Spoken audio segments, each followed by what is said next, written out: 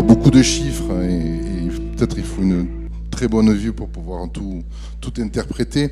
C'est pour ça que je vais vous faire juste un petit commentaire là-dessus dans les 3 minutes imparties. Bon, vous le savez, le budget global de la fédération est divisé en 2 services, un service général et un service dégâts. En ce qui concerne le service général, sur la partie gauche donc de l'écran, vous pouvez voir qu'il y a une progression des ventes qui a été enregistrée pour un peu plus de 7 000 euros, 7 136 exactement. Ces ventes, ce sont des pancartes, des tenues de sécurité, des pièges, donc en progression par rapport à 2017. Les prestations de services qui sont l'essentiel du budget de la branche, donc du service général, ce sont les frais du guichet unique donc qui sont enregistrés, les formations, les abonnements en plateforme. Et on note cette année une baisse un petit peu des prestations qui ont été revendues par ailleurs, notamment sur la baisse des chantiers ragondins, puisque sur les années précédentes, on avait pu organiser et vendre des services sur cette partie-là. Donc la majeure partie de cette baisse sur la partie prestation est expliquée justement par ces actions qui n'ont pu être menées sur 2018. Diminution également des subventions d'exploitation qui sont perçues, alors de la région, de l'ONCFS, de l'UPVD, pour 17 704 euros de moins quand même. En ce qui concerne les produits financiers, alors cette année c'est un peu particulier parce que nous avons décidé de changer de méthode de présentation des produits financiers. Vous savez que la trésorerie disponible fait l'objet de placements pour récupérer des intérêts. Et nous avons décidé de présenter maintenant ces supports financiers non plus en valeur historique, c'est-à-dire le coût d'achat qui a été accumulé au fil du temps, mais en valeur vénale. Donc tous les ans, au 30 juin, nous prenons les cours de bourse, les cours des obligations qui nous servent de support financier et nous ajustons la valeur qu'il y a sur le bilan par rapport à cette valeur-là.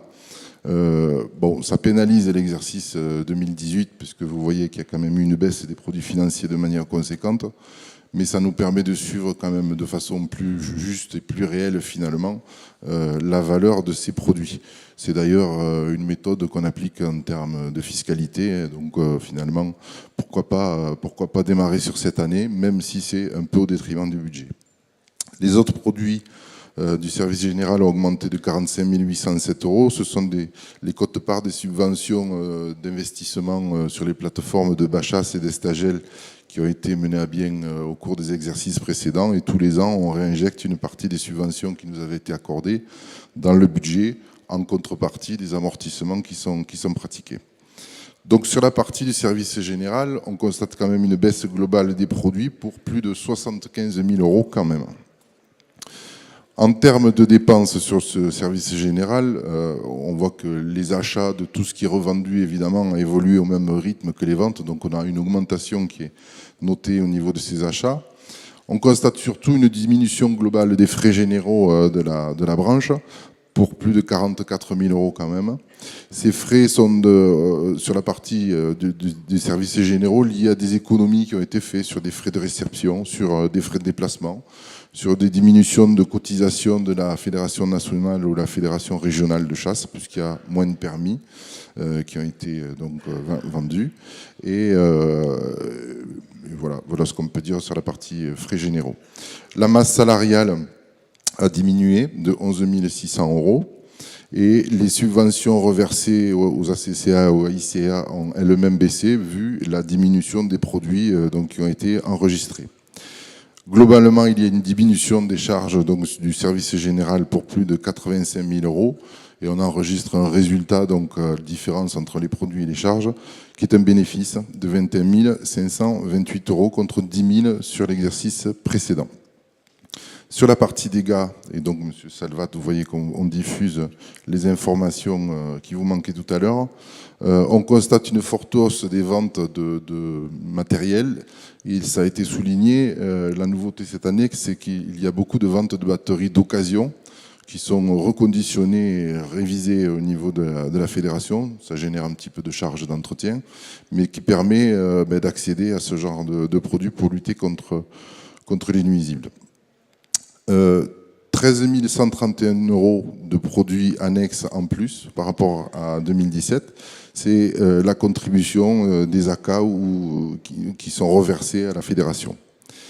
Les recettes statutaires sont bien sûr le timbre départemental sanglier et le dispositif plan de chasse. C'est ce qui permet d'apporter les ressources au service dégâts, sont en hausse sur l'exercice pour 11 012 €. Et enfin, les subventions que vous voyez sur le tableau, ce sont les fonds de péréquation des dégâts de la Fédération nationale qui sont obtenus. Le total des produits sur la branche dégâts est en augmentation de 72 624, représente un total de 72 624 €. Au niveau des dépenses de la branche dégâts, les postes d'achat, ce sont tout ce qui est bracelet lié au plan de chasse, tout ce qui est clôture électrique. Il y a une augmentation de plus de 52 000 € de l'indemnisation de dégâts liés au sanglier. Vous voyez le budget, enfin, la dépense cette année, c'est de plus de 200 000 € qui a été versée. Donc évidemment, c'est une des lignes les plus lourdes de ce service dégâts.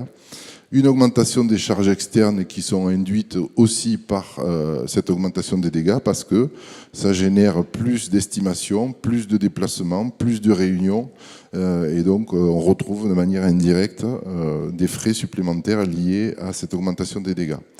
Stabilité de la masse salariale, charges sociales comprises, donc qui est affectée à hauteur de 32%. Vous savez qu'au niveau analytique, on a une clé de répartition.